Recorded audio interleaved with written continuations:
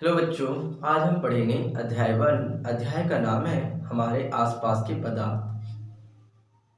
ये इस अध्याय का भाग 2 है। इस भाग को हम केवल ध्यानपूर्वक देखेंगे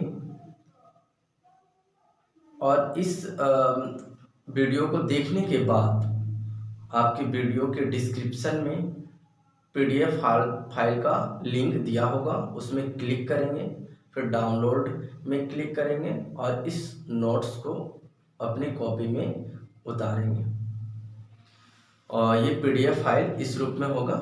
इस तरह का आप देख सकते हैं। केवल आपको इस वीडियो को अभी ध्यानपूर्वक देखना है, लिखना कुछ भी चीज़ों को नहीं है, लिखना है PDF फाइल को डाउनलोड करके। चलिए पढ़ाई को स्टार्ट करते हैं। इस भाग में हम पढ़ने जा रहे हैं पदार्थ के रूप। इससे पहले हम पढ़े थे पदार्थ क्या है, पदार्थ के कौन कौन से गुण होते हैं। पदार्थ के मुख्यतः 3 रूप होते हैं, ठोस होते हैं, द्रव होते हैं और गैस होते हैं।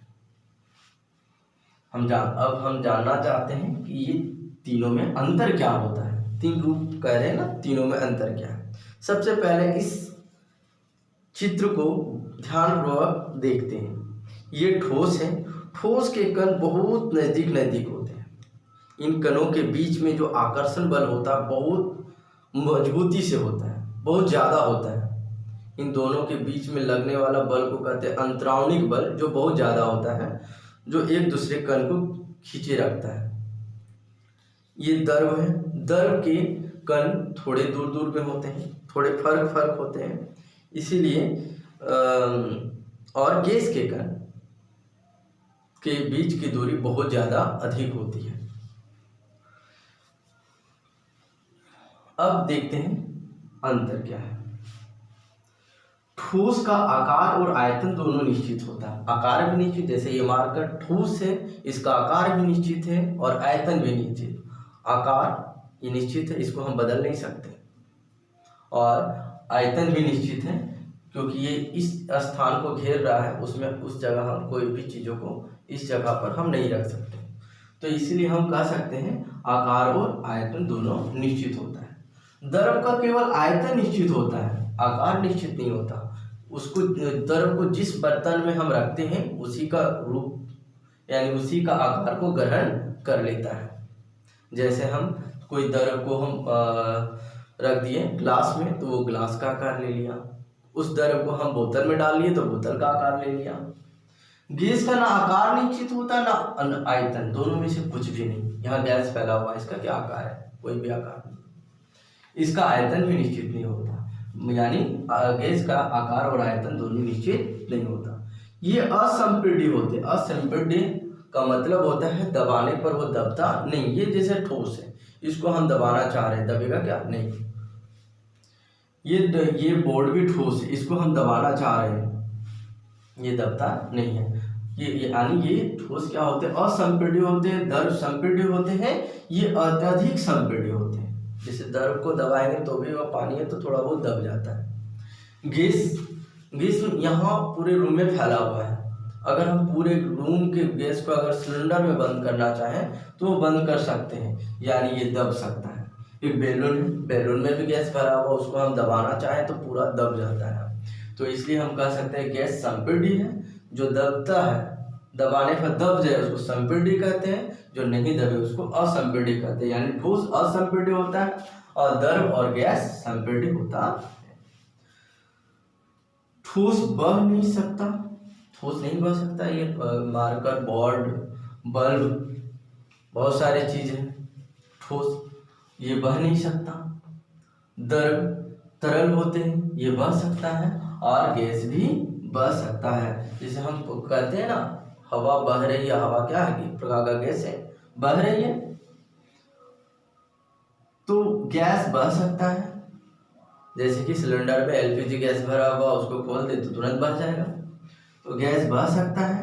द्रव भी तरल होता है, ये भी बह सकता है, लेकिन ठोस बह नहीं सकता। इसके कण मुक्त रूप से विचरण नहीं कर सकते। विचरण मतलब इसके कण एक दूसरे से अलग नहीं हो सकते। जैसे ये कणों से मिलकर बना है, इसके कण अगर हम अलग करना चाहें या फिर बोर्ड के कण को हम छोटे छोटे कण को अलग करना चाहें तो आसानी से अलग नहीं होगा, यानी इसके कण मुक्त रूप से विचरण नहीं कर सकते। विचरण मतलब एक दूसरे से अलग नहीं हो सकते। विचरण का मतलब होता है एक दूसरे से अलग ना। द्रव के कण एक दूसरे से अलग हो सकते हैं और लेकिन ये केवल पात्र के अंदर, क्योंकि द्रव को जिस बर्तन में रखा जाता है उस बर्तन का आकार का ग्रहण कर लेता है, तो वो अपने कण जो सटे होते हैं वो उसके अलग हो सकते हैं, लेकिन वो केवल पात्र के अंदर। लेकिन गैस के कण कहीं भी, यानी ये विचरण हो सकते हैं लेकिन ये कहीं भी फैल सकते हैं, कहीं भी वो विचरण कर सकते हैं। मतलब इसके कण एक दूसरे से अलग होके कहीं भी जा सकते हैं और इसके कण कहीं भी नहीं जा सकते, केवल पात्र के अंदर यानी बर्तन के अंदर। और इसके कण अलग होते ही नहीं है, अलग होने के लिए बहुत ज़्यादा तापमान वगैरह देना होगा। तो विचरण का मतलब होता है कण का एक दूसरे से अलग होना। तो यहाँ याद रखेंगे, ठोस के कण विचरण नहीं कर सकते, द्रव के कण कर सकते हैं और गैस के भी कण कर सकते हैं, लेकिन द्रव के कण केवल पात्र के अंदर और गैस के कण कहीं भी। ठोस के कणों के बीच आकर्षण बल अत्यधिक होता है। ठोस जो होते हैं उनके कण एक दूसरे से इतनी ज़्यादा मजबूती से जुड़े होते हैं, इसी के कारण उनके बीचों में आकर्षण बल जो होता है वो अधिक होता है। इनके बीच में, ठोस के कणों के बीच में आकर्षण बल कम होता है और इनके बीच यानी गैस के कणों के बीच जो आकर्षण बल होता है सबसे कम होता है। इसका कारण क्या है? गैस के कण बहुत दूरी में होते हैं इसलिए आकर्षण बल कम हुआ, द्रव के कण थोड़े दूर में होते हैं इसलिए इसका आकर्षण बल कम हुआ। लेकिन ठोस के कण जो होते हैं उसके कण बहुत सटे होते हैं इसलिए इसका आकर्षण बल क्या होता है? अधिक होता है। ये दृढ़ होते हैं। दृढ़ मतलब अगर हम उसमें बल लगाएं तो आकार अपना रूप नहीं बदलेगा, आकार नहीं बदलेगा। जैसे हम इसमें बल लगा रहे हैं, इसका आकार चेंज नहीं हो सकता। तो ये दृढ़ होते हैं ठोस। ये कम दृढ़ होते हैं, मतलब अगर बल लगाएंगे तो थोड़ा बहुत आकार बदल सकता है। और ये सबसे कम दृढ़ होते हैं, मतलब इसका आकार अगर बल लगाने पर क्या हो सकता है? बदल सकता है। जैसे बैलून में गैस भरा हुआ है, उसमें हम बल लगा रहे हैं तो तुरंत बदल देगा अपना। तो मतलब ये कम दृढ़ होता है और ठोस सबसे ज्यादा दृढ़ होता है। ये विचरण, इससे पहले हम विचरण पढ़े थे, यानी कण का एक दूसरे से अलग होना को विचरण कहते हैं और विचरण मतलब होता है फैलना। तो ठोस के कण जो होते हैं विचरण नहीं कर सकते, मतलब फैलते नहीं है। इसके कण फैलते हैं लेकिन धीरे धीरे, जैसे पानी हम कहीं गिरा दें वो धीरे धीरे फैल जाएगा। यानी द्रव का विचरण धीरे धीरे होता है और गैस का विचरण बहुत तेज गति से होता है। जैसे सिलेंडर में एलपीजी गैस रखा हुआ, उसको थोड़ा सा खोले बहुत तेज गति से बढ़ने लगा। तो यहाँ याद रखेंगे ठोस का विचरण नहीं होता है और द्रव का विचरण धीरे धीरे, लेकिन गैस का विचरण बहुत तेज गति से होता है। ठोस का घनत्व अधिक होता है, बहुत ज्यादा घनत्व होता है। मतलब घनत्व किसको कहते हैं? घनत्व या एक वर्ड समझ सकते हैं, घना जंगल समझते हैं ना, मतलब जो वैसा जंगल जिसके पेड़, जिस जगह पर पेड़ एकदम पास हो, नजदीक हो, उसी को कहते हैं घना जंगल। तो जो ठोस होते हैं उसके कण पास होते हैं, इसलिए हम कहते हैं कि इसका घनत्व अधिक होता है। क्यों? क्योंकि इसके जो ठोस के जो कण होते हैं, ये ठोस है, ठोस के कण एकदम नजदीक है, इसलिए इसका घनत्व अधिक होता है। द्रव का घनत्व जो होता है ठोस से तो कम होता है लेकिन गैस से अधिक होता है। तो इसका घनत्व बहुत कम होता है, लेकिन गैस का घनत्व जो होता है बहुत कम होता है। क्यों? क्योंकि गैस के जो कण होते हैं वो बहुत दूर तक फैले हुए होते हैं। ठोस के कई सारे पृष्ठ होते हैं, जैसे ये बोर्ड है, बोर्ड के बहुत सारे पृष्ठ हैं। ये सामने है, इससे पीछे है, ये मार्कर है, इसके भी बहुत सारे पृष्ठ हैं, आगे पीछे। ये पेज है, पेज भी ठोस है, इसके भी बहुत सारे पृष्ठ हैं। एक ये है, एक ये पृष्ठ है, एक इधर ये है, एक ये है।